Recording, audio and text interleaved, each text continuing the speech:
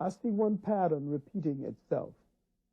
Every black leader who shows black people the true nature of power and how to deal with it is either assassinated, driven to driven into exile, or driven to suicide.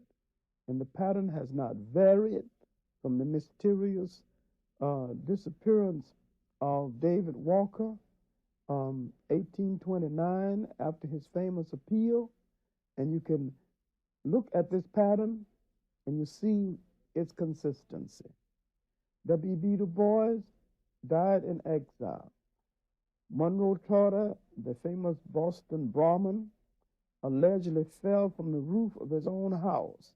He had been walking on that roof for a generation. It was his family home. You tell me a man can't balance himself on the roof of a house where he played as a child. He was going to fall from there. And he wasn't a heavy drinking man, so he surely wasn't up there drunk. So I think Monroe Trotter was mysteriously killed. Of course, we know about Martin Luther King. So long as he was preaching peace and love, he was comparatively safe. And when he began to talk about poor people's marches and the unification of the black poor and the white poor, he had projected himself into the cross currents of power and conflict and the invisible empire of high finance and power, and decided that he had to go. And you can see this pattern repeating itself over and over again. Now, the most tragic display of this pattern is in local black leadership that never gets into the newspaper. In small towns and blacks protesting, and sometimes they're killed by the hands of blacks, but it doesn't matter whose hands killed them, who ordered the killing is what is really important. It really doesn't matter whether the Jews killed Christ.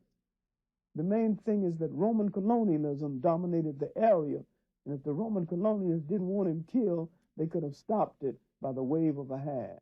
And so the Romans are more guilty if anybody is guilty at all. And see, I'm saying that it doesn't matter if black hands killed Malcolm X.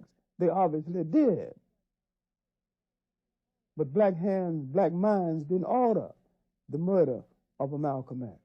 But this takes us too far from our subject. What we're trying to deal with is the pattern of murder of black leadership by the establishment that has been more than consistent